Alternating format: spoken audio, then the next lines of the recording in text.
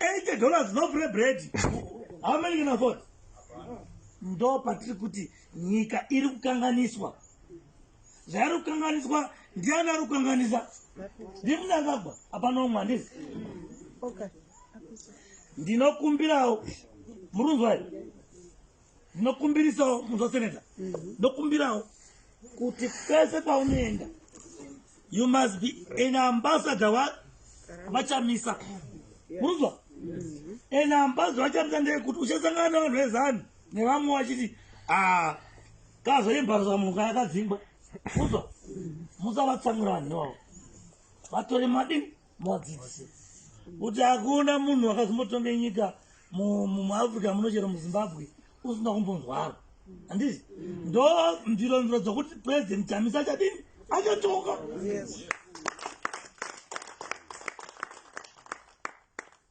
Handiti gugwe rakayambuka nepamutare apo netsoka. Right is it?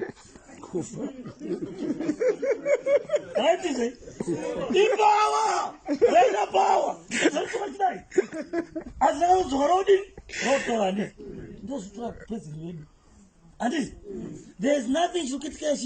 Because all is irrelevant. What they can only achieve, let me tell you.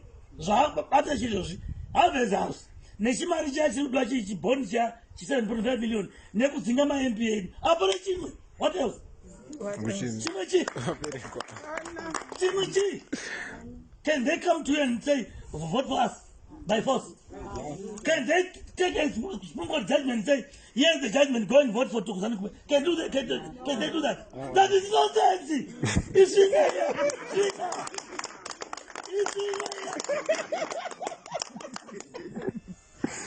It's in here. Let me tell you, we want to show them, Sean must give an example.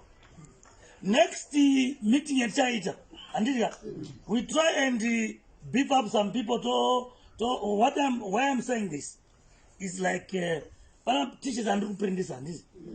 Don't know that strategy. You should copy this appear. Don't go about this edu. Don't come back to my mask edu. I can't buy partnership with activity, papa.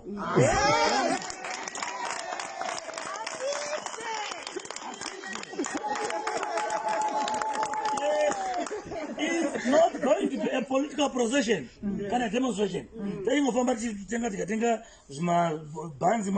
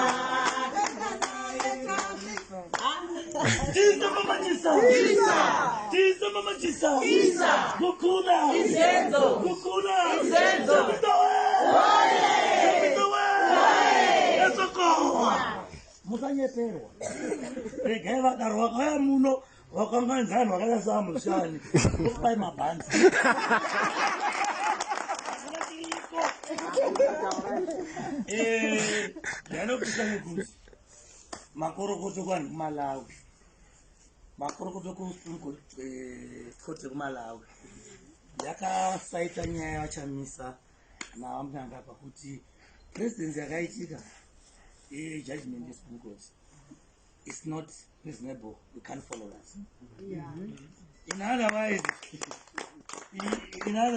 ways, the Zimbabwe Concord judgment and it was rejected by another Sadakane. Saka is no longer a president. Apache knows this because aungati 1 + 1 9. it tells you correct. Is it correct? Let me buy your time. You start to pay that 1 plus 1 is not really. Presidential vote, this man I suppose. Why do you pay presidential vote? Why poor nera MP and this? My councillors don't worry, my councillors are contest. So the whole nation. Kana wakapuwa ma ballot boxes, both 210 constituencies. That's what I mean one this. Saka munakapuwa ma ballot papers, a president, 3 million. Akapuwa futi MP 3 million. And this. So at the end, tallying was supposed to be 3 million a president, 3 million MP. And this. Then that is what we call credibility of an election on that aspect alone.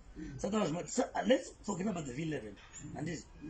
But when Pataka was end up contest, it was noted good